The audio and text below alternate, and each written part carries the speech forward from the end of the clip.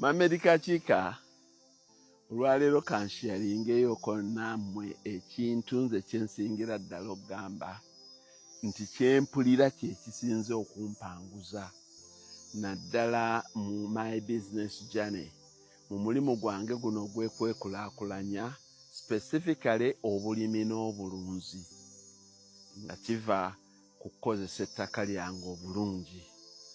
Abantu batera okubuuza ekibuuzo nti tubuulire ebizibu ki by'osanga.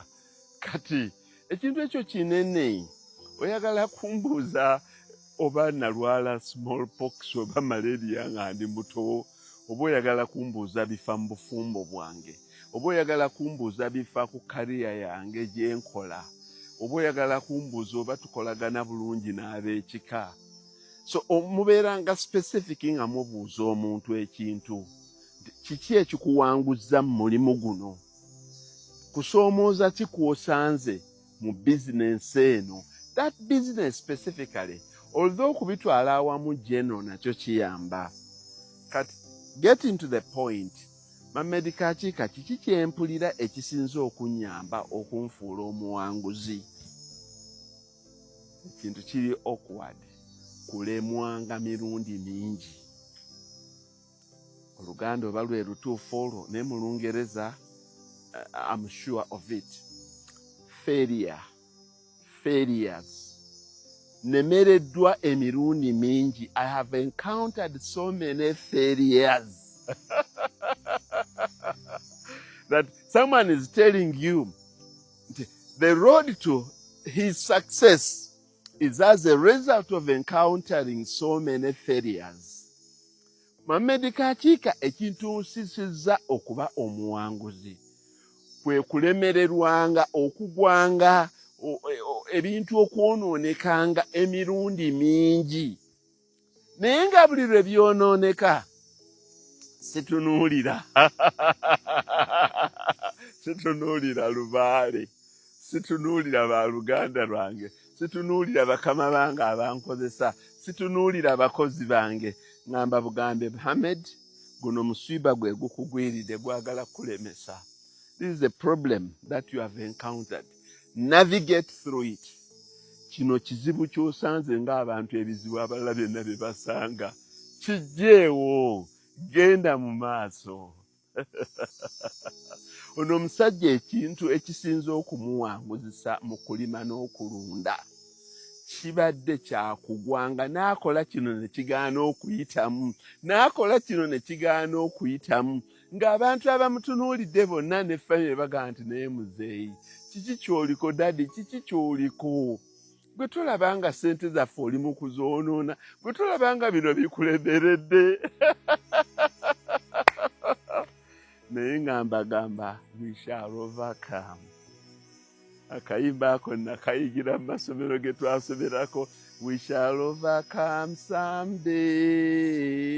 Oh, deep in my heart I do believe that we shall overcome someday. Olubeerera nze buli lwenfuna ekizibu manya nti nja kukyovakaminga, ate era nja kukyovakaminga triumphantly. Kamba weeyo ekyokulabirako nga ntudde wano ewaffe Nabalanga. I can bear witness, n'abantu baako basobola okubearinga witness. Mamedika Chika lwe yajja n'agula ekibanja ekyasooka, Mamedika Chika yasooka kusimba miti gye bayita egya payini. Guguno wano gwe ntuddeko, guno omuti gwa myaka 17. Bwe nagula bwe nti enkeera nagenderawo, kuba ebiseera ebyo 17 years ago ekiwendo ekyaliwo kyali kya payini. Payini akola ssente ng'awezezza emyaka 25. Payini akola ssente. N'engula zino eka zaalinga 7 n'enzikuba payini. N'engula ebifo, nabagamba nagula ebifo 3 omulundi gumu, byonna n'embikuba payini. Era nasimba ebibira bya payini byali 9. Buli we nagulanga payini. Naye olwali okusimba mu payini bwe nti ne mbulaba nga bulina engeri gye buyuugayuugamu nga bukyali buto bwe buto. Ngamba buno butiiki buno obuyuugayuuga bwe buti. Saatomedde. Nga ono payini asaana okusimbiramu ekintu ekirala. Payini oyo ne musimbiramu emiti emirala egya musizi. Ne siweera nga nti naye emiti nga girwaba nga ne musizi gimala emyaka 15 olusuku lulwa. Nga ntumya awali nsuku ku kyalo buli yalina akantu ke konna konna nakagula n'engenda eyo yonna mbwatekamwa nawa n'engula ebitooke n'obusa n'ensimba ensuku. Mba mmaliriza bwe nti nenga nti naye baŋŋambye nti n'emmwanyi nazo nnungi. Emmwanyi nazo n'empokeramu. Waliwo omulirwana omu yagata otuukiriza ddala olugero lw'Abaganda nti lutya nti kafankunaye ng'ennimiro y'omunafu. Kafankunaye kuba otuukiriza mbadde neerabidde ne kasooli olwo naye mulabye nayita kasooli kasooli bamulima batya kuba nze nali sirimangako. Ate nno ebyo byonna nabikola mu mwezi gwa Julaayi mu musana wakati ne ndooka nfukirira obuti bwange nga mbuteekako obucupa. Olaba ne kasooli naye namuteekako obucupa. Kafankunaye ng'ennimiro y'omunafu. Mulirwana wange oyo era atera ne mujjukira ne mugamba ng'aze okunsaba kunkuba. Ne mugamba oze ku kafankunaye ng'ennimiro y'omunafu. What is the message? Bannange temulemererwanga. Mba ndi awo nga ntandise okulaba payini akuze. Payini emisizi gikuze okusinga payini. Ebitooke bitandise okuyitamu. Konze nti awannyo waawo payini nga ntandika okugenda nga mutema mukendeeza ekyali ekibira kya payini nagenda okulaba lusuku lwe lukuttewo lwe lwasooka. Mu myezi 9 nagula ebitooke ebya mpologoma. Wali omunywanyi wange yabindagirira gye byali nendeeta mpologoma ne muliisa. Myezi 9 nga tutandika kutema mmere. Emmwanyi n'enzirongoosa n'entandika okukendeezaako emiti n'enkendeeza emiti. Eyagenderera okusimba ekibira kya payini namaliriza ninawo olusuku na mmwanyi. Naye noloza byanfunira.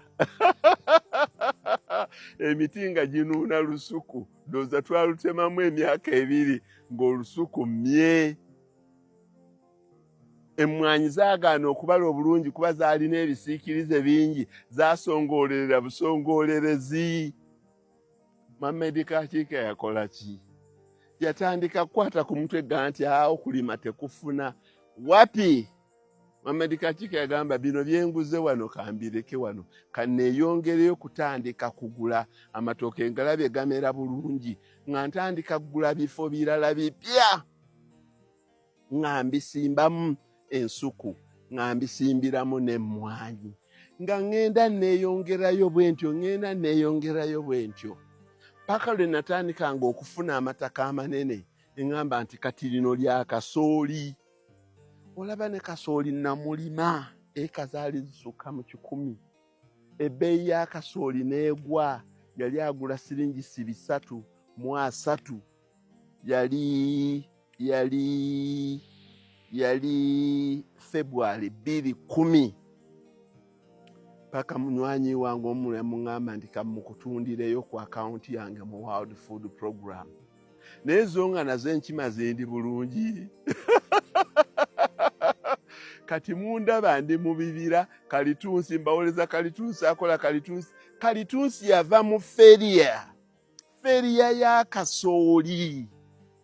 Abantu beetikanga kasooli kilometers 3 nga bamusuulaawo ebifuluusi namulabanga zeemu kumera. N'enkima nazo nga zinkubira n'ejjambo ayiweebale kulima ku lunaku lwa yawumukiriyama tuli kuwolereza ngamba kanzireetere ku butwa tuziteekoko ng'abantu bangamba nti obwayi totta kika ky'abantu. Enkima ze ziri kuwolereza ku lunaku kubanga ozirimidde emmere.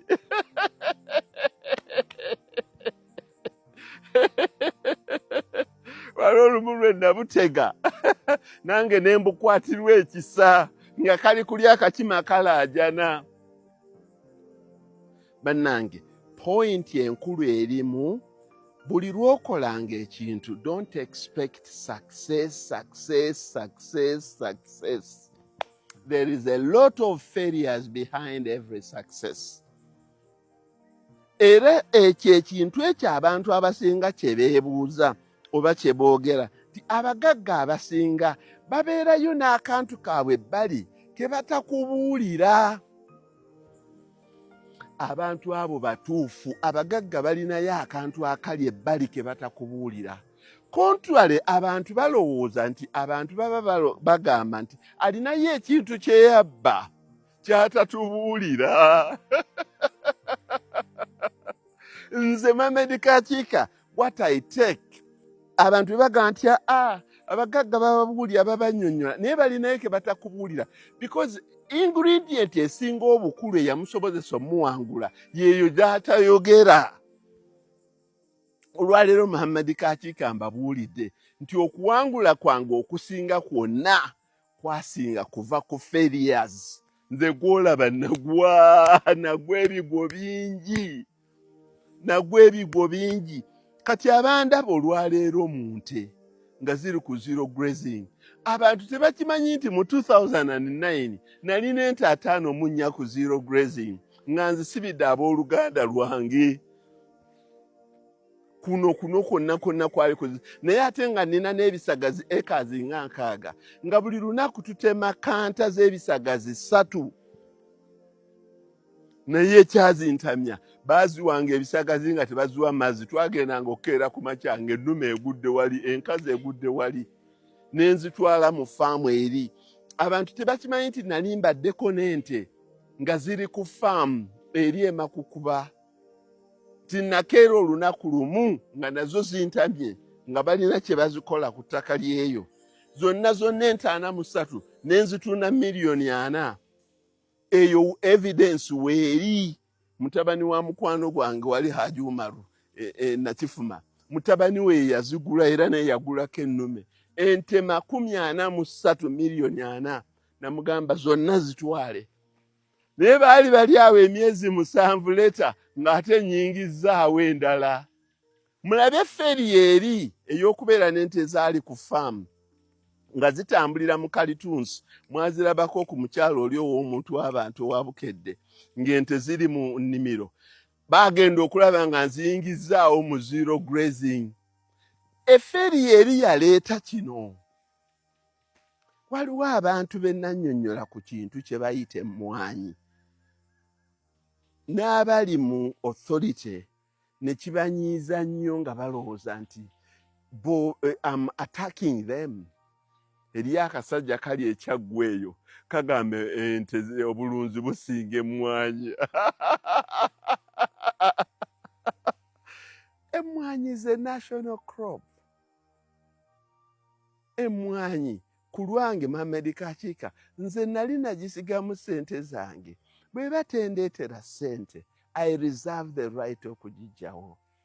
Little do people know nti emmwanyi zansala ekazi ezisukka mu 9 ne zinsala okumala emyaka 5.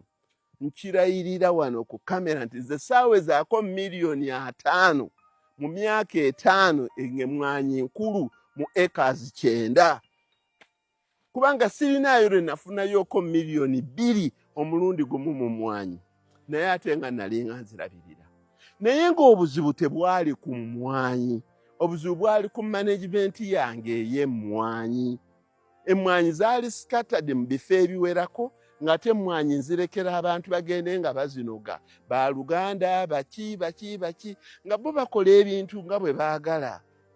Naye omuntu bw'omugamba nti emmwanyi n'enzijjawo n'endeeta greda n'enzijjawo nga bakukaafuwaza, oyo musajja mukaafiiri, ojjawo otya olaba n'ebitooke baŋŋamba mbu bijja kundulumira.